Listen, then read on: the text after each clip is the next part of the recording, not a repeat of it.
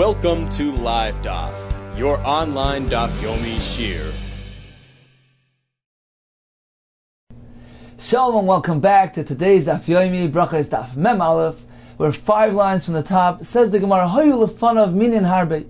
If one had before him several minim, several items, several species of food, which one should he make the bracha on first? So we had a machlekes in the Mishnah according to Yehuda. If amongst them is min shiva, from the shiva saminim, from the 7 special significant species that Eretz Yisrael was in shtabeach, was praised on them. If amongst them is one of the shiva saminim, he's meant to make the bracha on the shiva saminim. According to the Rabbanon, that's not necessary, but rather mevarech al ezemen sheyirtze, he can make the bracha on whichever one he prefers. He should make the bracha on the one that is favorite to him, that is dear to him. On that one, he's meant to make the bracha. Explains the Gemara the background, the basis, the context of this machlekes. Amar ula machlekes, this discussion, this dispute, is only in the following scenario. When all the items in front of him have the same bracha. He has a couple of items of different types of fruit. He has apples, he has olives. In that case, they both require the same bracha, bar preitz. He's going to make one bracha bar preitz on one of them and be moitzi the other ones. He need not make more than one bracha. He makes one eitz and exempts everything else. In that case, there is a machlekes between Yehuda and Rabbanan on which item, which one should he choose to make the bar preitz, and by doing so to be moitzi everything else. Again, Amar Ula machlekes b'shebirchaisei and shavis, when we're dealing with items that have the same bracha. Rabbi Yehuda savar min shiva adif, the item that belongs to the shiva saminim, that is more significant, that is more chashiv, that is more prominent. Therefore, you should make the bracha on that item. He should make the eitz on the olive, and by doing so, be moitzi, exempt the apples. Rabbanan sabri no, min chaviv adif, the type that is more favored by him, that is more dear to him, that takes precedence. He should make a bracha on the item that he likes better. By doing so, he will praise Hashem with a greater and deeper praise. Make a bracha on that, and be moitzi everything else. According to Yehuda, we look at the significance of the item itself. Since the shiva saminim is more prominent, the bracha that will be applied, that we recite on the shiva saminim, is a more significant bracha, and therefore that is what is meant to be said, and use that bracha to be moitzi everything else. According to Rabbanan, we look at the person. What do you like better? What will bring about a greater praise in your mind and your heart? Something which is chaviv to you, something which is more dear to you. Therefore, make a bracha on that one and be moitzi everything else. Aval, says the Gemara, but b'she'em b'chasein shabbos, if the items don't have the same bracha, he has a vegetable with a fruit. In that case, he's going to have to make 2 brachas in any case. He can't merely make one bracha and be moitzi the other one. He needs to make a adam on the vegetable and a eitz on the fruit. In that case, everybody will agree. First, he makes a bracha on one item, the one that is more dear to him. And then he proceeds and makes a second bracha on the next item.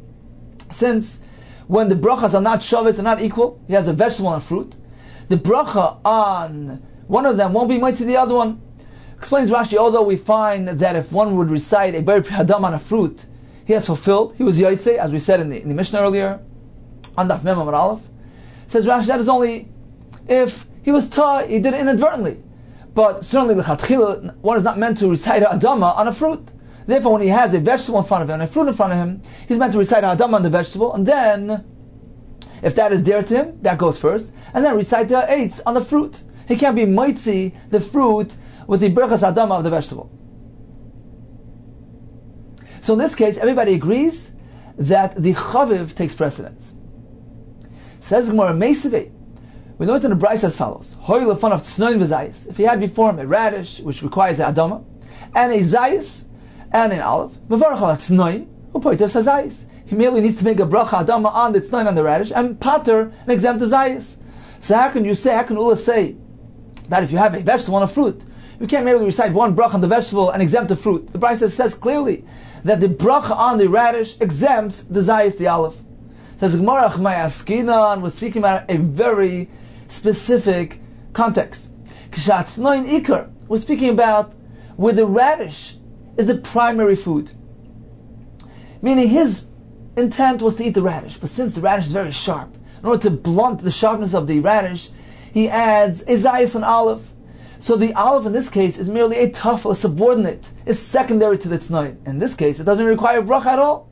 So certainly, the brisa is very much understood. If he adds a tznoin and a zayis, he makes a bracha on the tznoin, which is the ikar, and he patters the zayis since it's merely a tafel. It's there to blunt, to aid and assist in the eating of the tznoin. But ordinarily, certainly, if one has a vegetable and a fruit, you can't be moitzi the bracha of the fruit by merely reciting Adam on the vegetable. Says Gemara Hachi. If this is the case that the olive is serving as a tafel, a subordinate to the tznoin, Ema Sefer, let's take a look at the latter part of the brisa. Rabbi Yehuda Eimer, Mevarach al zayis, shazayis min shiva, that one must break a bracha on the olive. Why? Because the zayis is significant. It's one of the shivas haminim. Says the Gemara, if we're speaking about these merely eating the zayis, the olive, to blunt the sharpness of the ikar, of the primary item, of the primary food, which is the radish. So how could Rabbi Yehuda obligate a bracha on the zayis?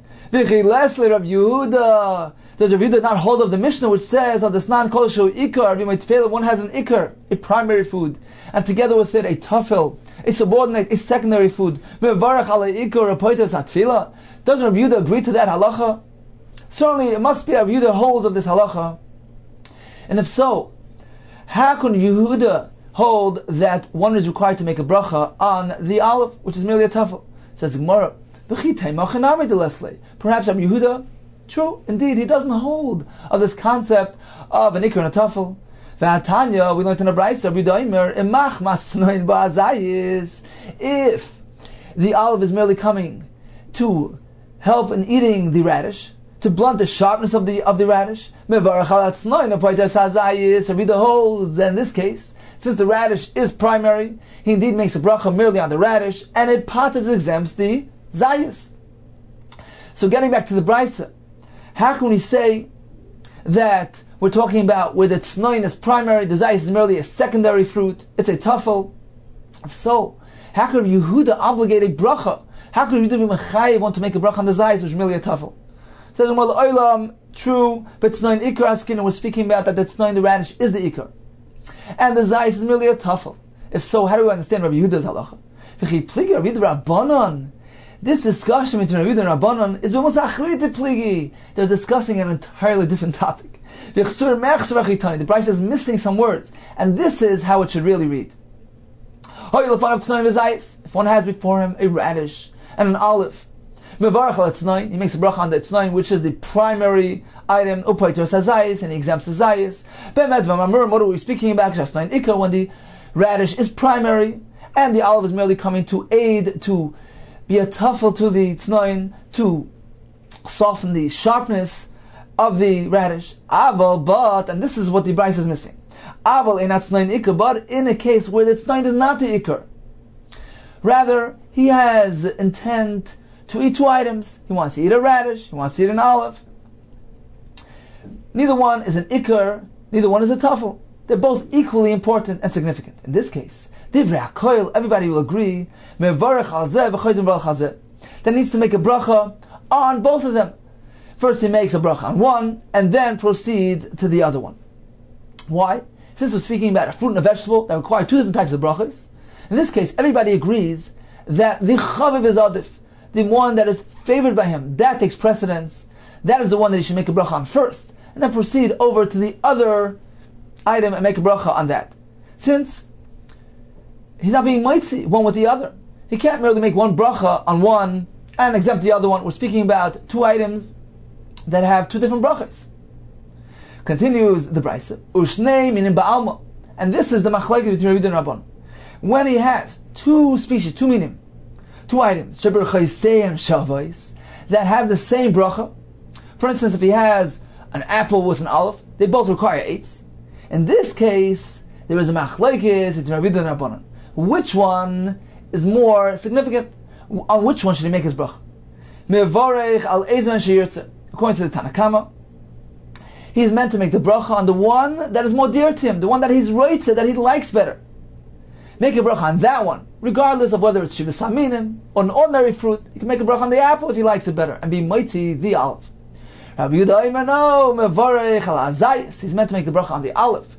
Why? Because that is more significant. There's more chashiv. Sha'azayis means shiva, because the aleph is one of the shiva saminim. Therefore, in a case where he has two items that require the same bracha, and he will only make one bracha on one, and by doing so be mighty the other one, it is better for him to make the bracha on the shiva saminim. This way, the bracha will be more chashiv, more significant bracha. A bracha on shiva saminim is of a higher status, more prominent. Do that and use that bracha to be mighty, to exempt the other item, the apple, from its bracha. So this is exactly the way Ula described the machlokes of Ridin Rabbanon. Machlokes is merely in a case where, is strictly in a case where both items carry the same bracha. The question is, which one should have the bracha and be mighty to the other one? According to Rabbi Yehuda, it is the shiva saminim. According to the Rabbanon, it is the min that is more chaviv, that is more dear to him. Continues the Gemara, a similar discussion. Pligi bar Rav Ami v'Rav Yitzchak Nafcha. Is actually a machlekes in the interpretation of the Rabbi Yehuda and Rabbanon machlekes between Rav Ami and Rav Yitzchak Nafcha. One will say exactly like Ula said, that the machlekes is only when the Birchei say in Shabbos, and one will say that the machlekes is not only when Birchei say in Shabbos, but also when the brachos are varied, when we have two different types of brachos in front of him. Explains the Gemara. Pligi bar Rav Ami v'Rav Yitzchak Nafcha. There's a machlekes regarding how to interpret this sugya of Yehuda and Rabbanon. There's a machlekes between Rav Ami and Rav Yitzchak Nafcha. Chad Amar once said, machlekes, the disagreement, the dispute is only b'shir b'chasein Shabbos, when both items carry the same bracha. The Rabbi Yehuda Savar ben Shiva Adif. Rabbi Yehuda says the one that belongs to Shiva Saminim, that Adif, that takes precedence. I should make a bracha on that one and exempt the other one. Rabbanon Savri min Chaviv Adif, the one that is more dear to him, that is more significant. That is a greater praise to Hashem. You should make a bracha on that and be mighty the other item. But if two items don't have the same bracha, their brachas are not identical. He has a vegetable and a fruit. In that case, everybody agrees. He makes a bracha on the one that is more favorite to him, and then makes the other bracha on the other item, just as Ula presented their machlekes. So this is one shita, and the other shita, the other one holds. We had a machlekes in Rav Ami Yitzchak Nafcha. So one of them holds like Ula. The other one said as follows: even in a case where the brachas are not identical, he has two different items in front of him. He has an eitz or adama. He has a fruit and a vegetable. Even in that case, there is a machlekes between Rav Yehuda and Rabbanon. Again, there is also machlekes between Rav Yehuda and Rabbanon. According to Rav Yehuda, he makes the bracha on the shiva saminim. According to Rabbanon, he makes the bracha on the chaviv. Says, well, let's try to analyze this. It's all good and well. It's all understood. According to the Manda Amar, that says that the machlekes is discussing a case where we have two items that have the identical bracha, and the machlekes is which one should be the one to carry the bracha and be mighty the other one. So Bishlam Manda Amar b'shulchan Shabbos machlekes shaper. We understand the basis for their machlekes. We're speaking about making one single bracha, which will be mighty the other item. On which one should he make the bracha? On the one that is Shiva Saminim, that is more significant on account of its more significant min? Or is he meant to make the bracha on the one that is dear to him? And that is a more significant bracha since he likes that one better. But according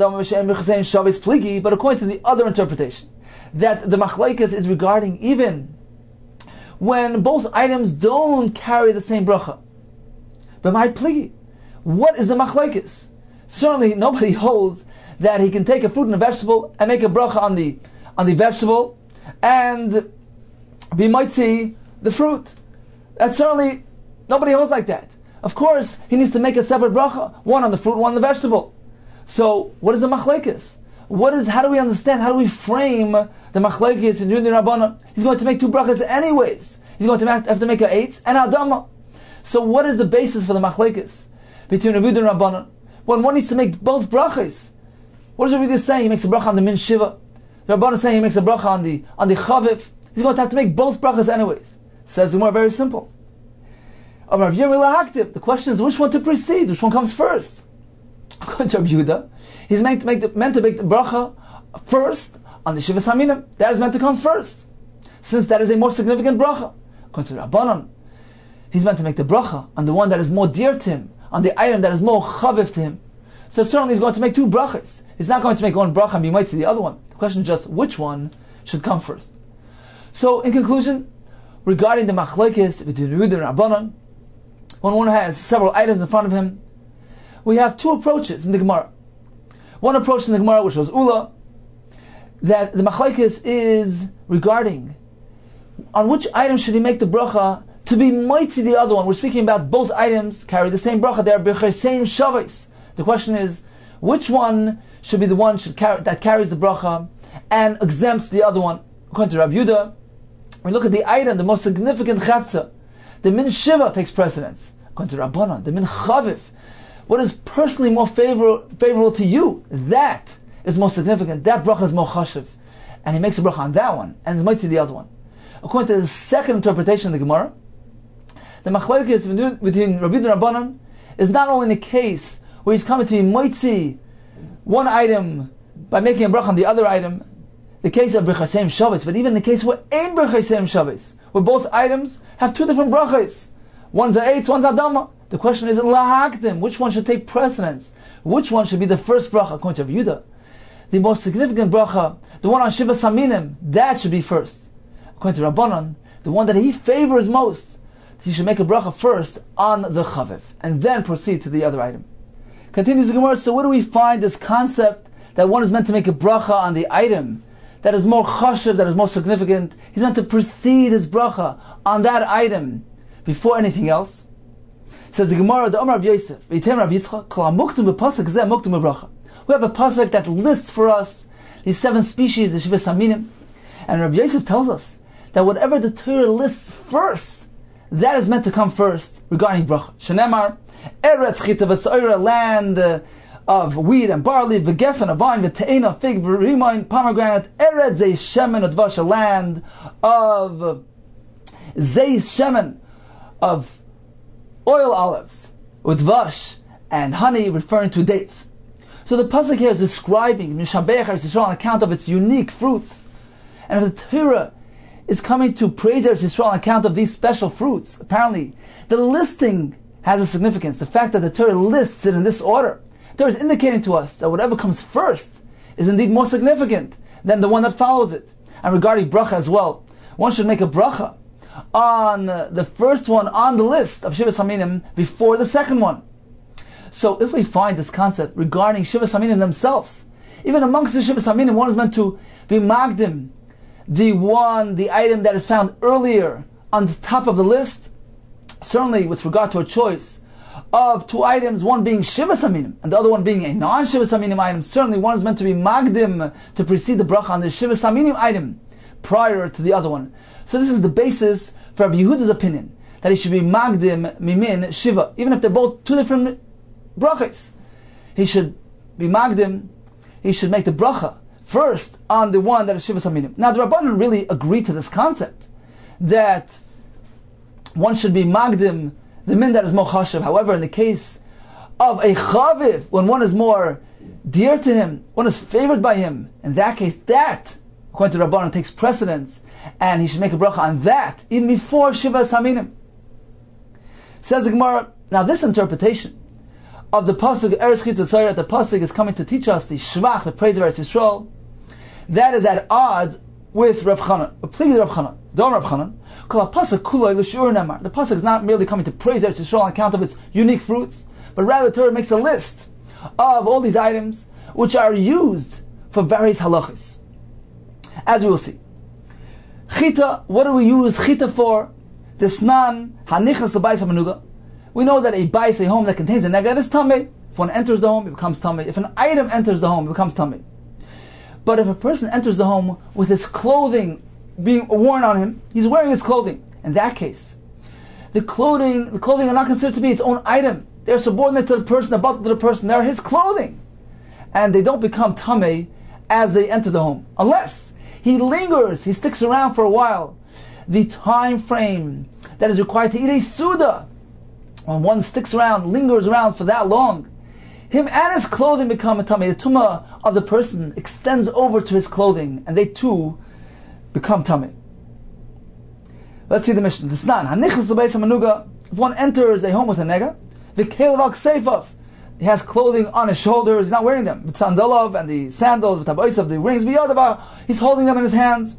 In this case, they're not considered to be in the status, they're not classified as his clothing, they're merely items. Him and them become tummy immediately. We don't need to wait. However, he's wearing the clothing,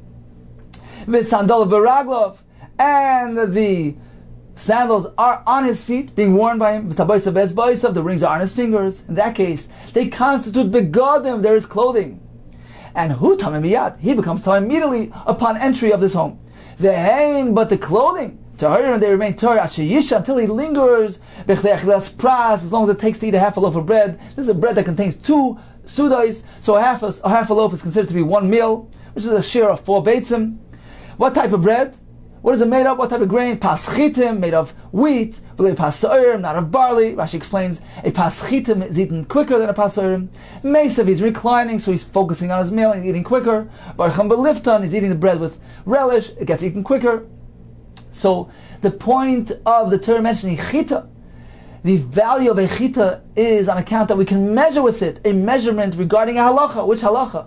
The halacha of a bayis hamanuga.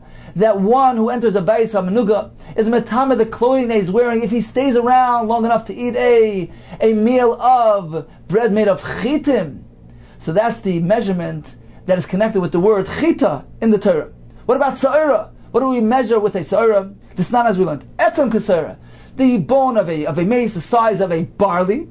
Metame b'magil masa can give a tumah by contact or by carrying it. Ve'enu metame boil cannot be metame something which is found under the same roof. So we find that sa'ir is used to measure an etzem.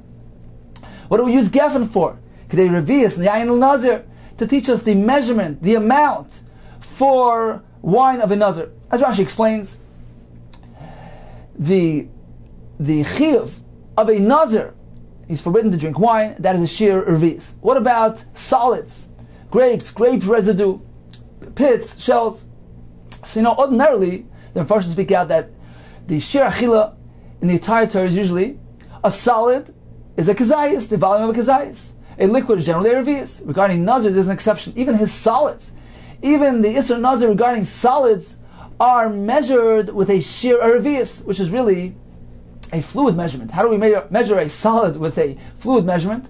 Explains Rashi, the amount of solid that takes to displace a revius of wine, that is the shiur that a nazir is liable on. Now, what is the difference if we're speaking about wine or water? Explains Rashi, since wine is thicker, it is of a thicker consistency, therefore it takes more to push it out. It has a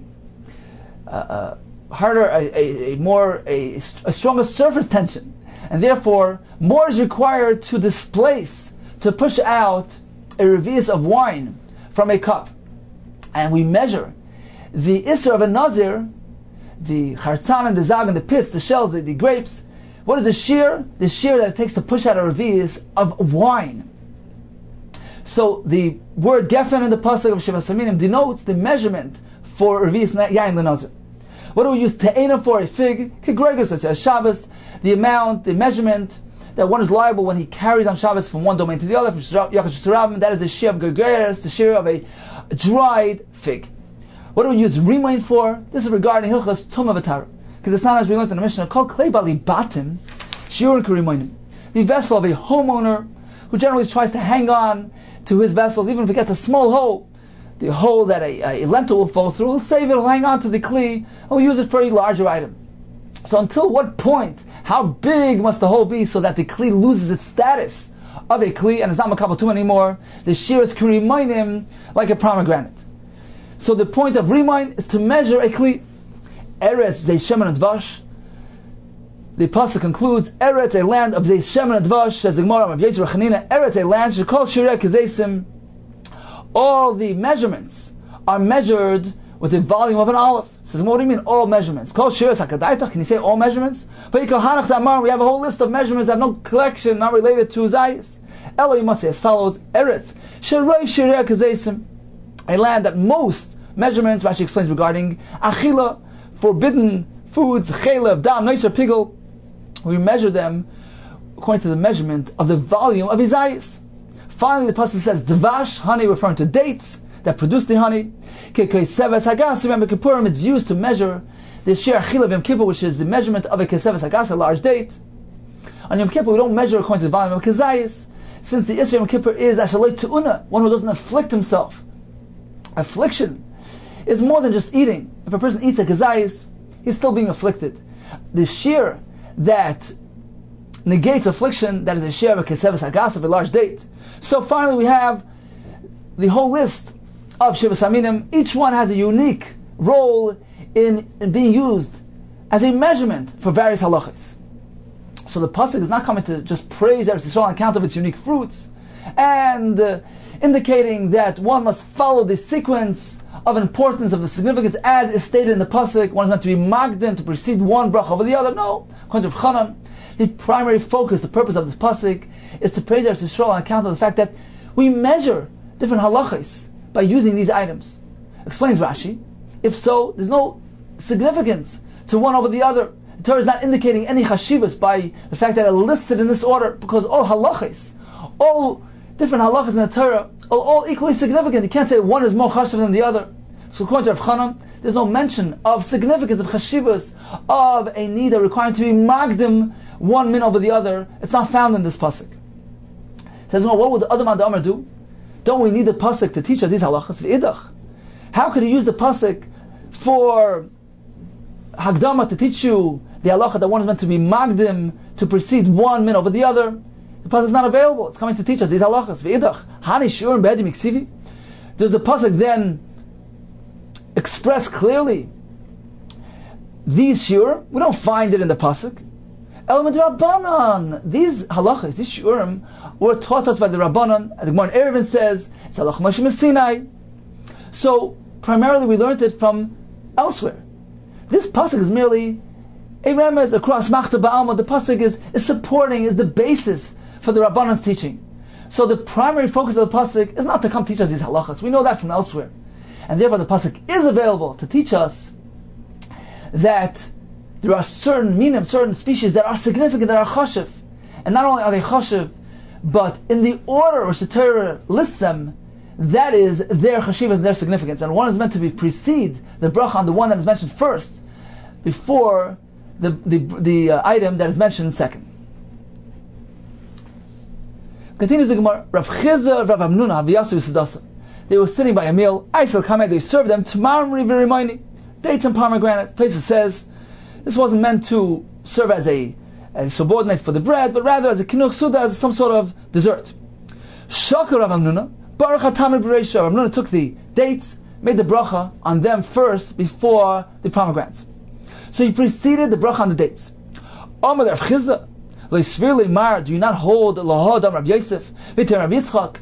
This lesson taught us by Rav Yosef, some say it was Rav Yitzchak, that one is meant to follow a certain order. Kol ha'mukdam ha'pasuk zeh kodim le'bracha.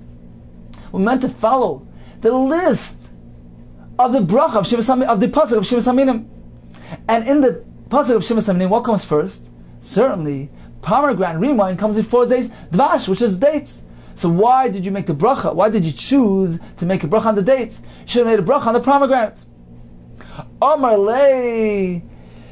So Rav Nuna responded as follows: Zeh sheni la'aretz v'zeh chamishi la'aretz. You know, the pasuk listing the Shivas Aminim says the word eretz twice. The pasuk says as follows: Eretz chita v'soira v'gefen v'teina v'rima. So it lists 5 species, and then again eretz zeh shemen and dvash. So the pasuk is teaching us as follows: the min, the item that is stated next to the word eretz, that is the most prominent item. For instance, the eretz chita v'soira, so chita v'soira, which are closer to eretz, they come first. Afterwards we have gefen uteina v'rimain, but we don't do them next. First comes eretz zeh shemen and dvash, the olives and the dates, since they are stated right next to the word eretz, so they come before the other items. So first comes the ones that were stated next to the first eretz, which is eretz chita v'soira. First comes chita v'soira. Then comes the ones that are listed next to the second eretz, which is zei shemen and dvash. And only then come the remaining three items of gef and tein rimon that are removed from eretz. And that is the reason why I chose to make the bracha on the dvash, which is stated next to the second eretz, and that comes before rimon, which is very removed from the word eretz. Again, inside Amar Lei, Zeh Sheni L'Eretz, dates, dvash, is stated second to the word eretz. Eretz Zeh Shemen Udvash. So it's one removed from eretz. V'zeh, however, pomegranates, is Chamishi L'Eretz, is 5 removed from the word eretz, and therefore the dates come first. So certainly we follow the sequence of the pasuk, but there's another calculation that we need to pay attention to. Amar Leis, Rav Chizda was so enamored, and he said, "Man yovelon nagid parsla." I'm so impressed by this chiddush. I wish we would have legs made from iron that don't tire. And we'll follow you around and attend to you and serve you and learn from your teaching. Continues the Gemara. Itzma, we learned as follows. In the middle of meal, they were served te'enim, figs, and grapes. So again, they don't really serve as the main dish. They're not coming to enhance the bread. They're coming as a kinuach suda, as Rashi says. It's coming as sort of a dessert. It doesn't really belong. It's not really an integral part of the main meal. So what do? Says the Gemara, Amar Rav Huna tunem bracha lefneim. They require bracha prior to eating. We need to make an eitz. The bracha of hamoitzi does not exempt them, since they're not coming to be a tafel to subordinate to the bread. Therefore, the bracha on the bread is not mitzi them. We require eitz. However, if ain't tunem bracha achreim, after eating them, we don't require a separate bracha. The bracha, the brichas hamazon, is part to them, since ultimately they're part of the meal. So the brichas hamazon parters them. So we require bracha before, not after. That is the shita of Rav Huna. V'chein Rav Nachman, tunem bracha lefneim, ve'in tunem bracha achreim. Rav Sheshes Amar, tunem bracha bein lefneim. You're right, you need a bracha beforehand because the hamoitzi doesn't exempt them. Bein lachreim, they need a bracha afterwards as well. Birchas Hamazon doesn't exempt these items. Why? Because Birchas Hamazon only exempts items that come to satiate, to fill. These items not coming to do that. They're merely serving as a snack, as a dessert. Therefore, one is required to make a separate bracha achreina on these fruits. Continues Rav Sheshes. This concept of making a bracha only before and not after, we don't find. We don't find this type of concept of a bracha before, not after. Only in one case, only in a certain type of baked good, which is, Rashi explains, is ba bekisn, is coming together with the toasted grains. And Rashi says these baked items are filled with seasoning, with nuts, and one generally eats it only as a snack, only a small amount. So certainly they require mezainis beforehand, because they're grains, but afterwards we don't require a bona fide bracha achrein, we don't require a alamichya, but merely a ber nefashes. Rashi says they're equated to rice, which requires a bracha mezainis beforehand, but only a ber nefashes afterwards. So we only find this phenomenon of making a proper bracha before, not after, regarding pasal baba kisne. But not regarding your case of fruits during a meal. We can't say they require merely a bracha beforehand and not afterwards. They require a bracha beforehand and also afterwards. The brichas hamazon doesn't exempt them, since they're not coming to fill, to satiate. They're merely coming as a snack, as a dessert. So we have two shittas so far. Rav Huna and Rav Nachman require a bracha before and not after. According to Rav Sheshes, they require a bracha before and after. Says another shita, pligid Rav Chia. This is in dispute of Rav Chia's shita that holds on Rav Chia, pas bread and the bracha of hamitzi made on bread. Preteres kol minei machal. It exempts all types of food, even fruits that come during the meal. V'yayin, the bracha on wine, preter kol minei mashkim, exempts all other beverages. When one makes a bracha hagafen on wine, he's exempt from making a bracha on other beverages. So according to Rav Chia, no bracha is required. Not a bracha before, nor a bracha afterwards. So in conclusion, regarding fruit that come during a meal, we have three shittas. Rav Huna and Rav Nachman say one is required to make a bracha beforehand. The hamoitzi on the bread doesn't pater them, because they're not coming as a tafel, as a subordinate to the bread. They're coming merely as a dessert, as a kinuach suda. They're independent from the bread. However, brichas hamazon certainly will pater them. It paters even these items. According to Rav Sheshes, they require bracha before and after. Before, because the hamaitzi of the bread doesn't pater them. Why should it? The Brachos Hamazon doesn't pater them as well, because the Brachos Hamazon only comes to exempt items that come to fill, to satiate, but not merely as a dessert. According to Rav Chia has the other extreme. No bracha is required. The bracha of hamaitzi paters them too. They're considered to be somewhat subordinate to this bracha and to the bread. And the Brachos Hamazon will pater them from a bracha achroin as well. Amar Papa, Hilchasa. What is the final ruling regarding items that come during a meal? It depends. We have three categories. Number one, Devarim Haboy Machmas Hasuda. Items that come Machmas Hasuda, that come to aid in the eating of the bread. They're coming as relish, subordinate to the bread, to the pas, B'sei Hasuda, during the meal. For instance, Rashi says, like lifton, like relish. So these items ain't to unam bracha le'lefneim le'achreim. Don't require any bracha, not before or not after. Why? Because the brachas hamaitzi of the bread, which is the ikar, paters the tafel, and certainly the brachas hamazon will pater them. V'shaloi machmas hasuda. But if these items are not coming for the bread, not coming to be subordinate, to attach themselves to the bread, Rashi says like cereal, like a cooked dish of a vegetable dish, kruv, cabbage. These items are not coming to serve as relish for the bread. They're coming lemazon, l'soiva, to fill, to satiate. So when these items that come b'tei chasuda, to unin bracha lefneim, they require bracha beforehand, because the brachas hamaitzi can't pater them. They're not a tafel. They're not subordinate to the bread. But ve'ein tunin bracha achreim. But certainly you're not required to make a bracha afterwards, because the brachas hamazon covers everything. It covers all items that come to satiate and to fill. They're considered to be an ikar of the suda. The third category is la'achar suda, items that generally come after one finishes his meal. For instance, fruit. Those items to an bracha, bein lefneim, bein achreim, require bracha before and after, and according to the shita of Rav Sheshes. So once again, items that come to be malafes hapas, to serve as relish, to be tafel to the pas, don't require any bracha at all. Items that come to fill and to satiate, various types of dishes and cereals, they require bracha beforehand, but not afterwards.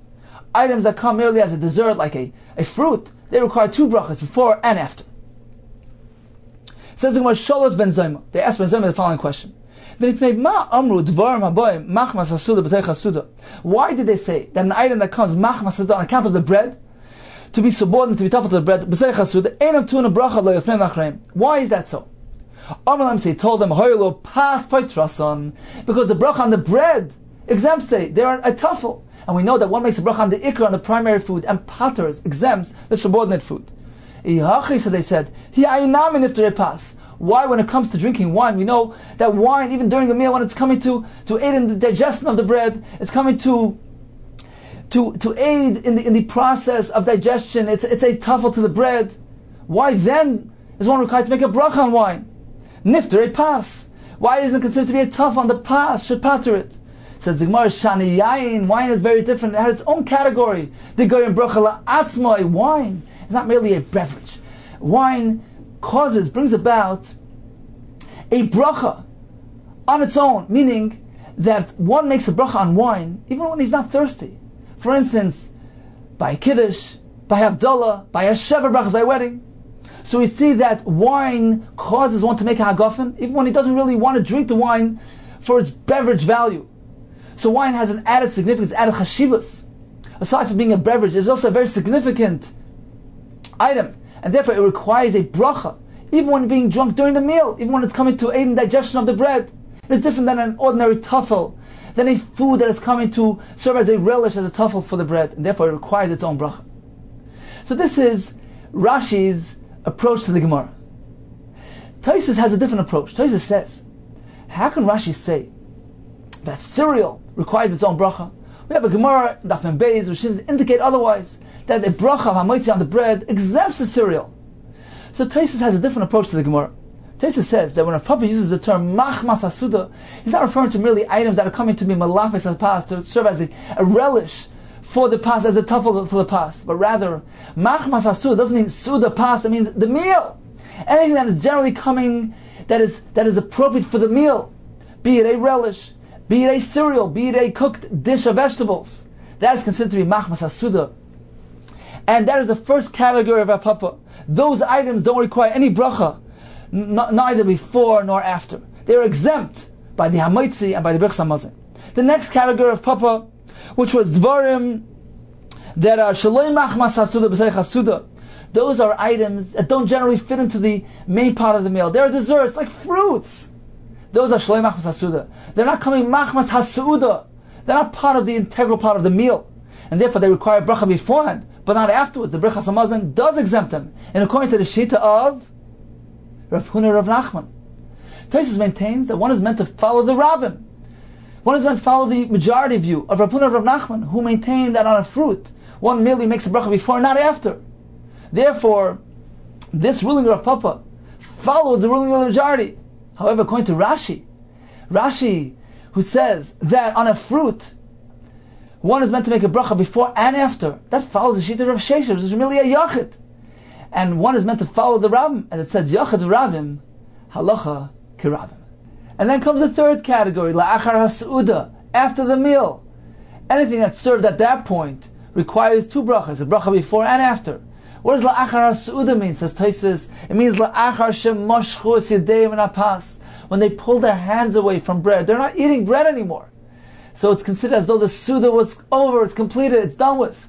Now anything that's served to them requires a bracha, whether it's cereal, whether it's relish, whether it's fruit, it doesn't matter.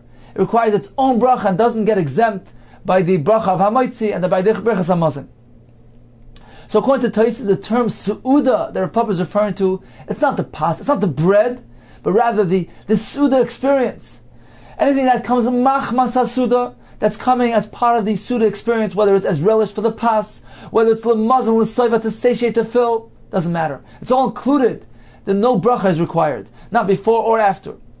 If it's something that's Shaloi Machmas HaSuda, not something that really belongs into the main part of the Suda, it's dessert, like fruit, that requires a bracha beforehand, but not afterwards.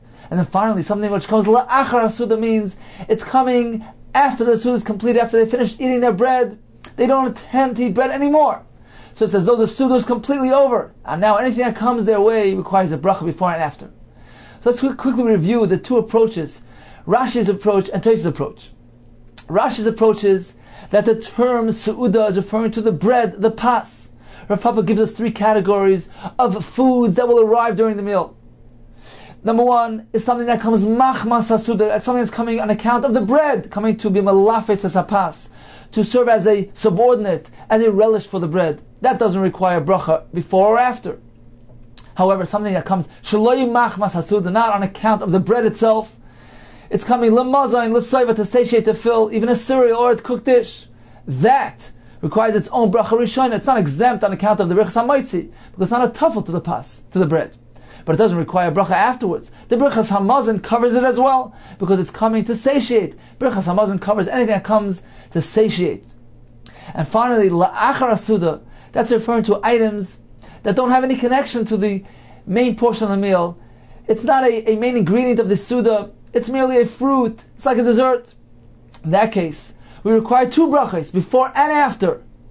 According to Tosfos, the word Suda is not referring to bread at all, it's referring to the meal experience, to the entity of the meal. So the first category is something that comes Machmas HaSuda, anything that belongs within the main entity of the meal, whether it's L'lafes HaPas, or whether it's L'mazon, L'soiva, doesn't require any bracha. It is exempt by the Birchas Hamaitzi of the bread, and by the Birchas Hamazon. The second category is Shaloi Machmas HaSuda, something which doesn't come on account of the meal, like fruit. That requires a bracha rishona, but not a bracha achrona. The Birchas Hamazon will exempt it. And finally, items that come after they already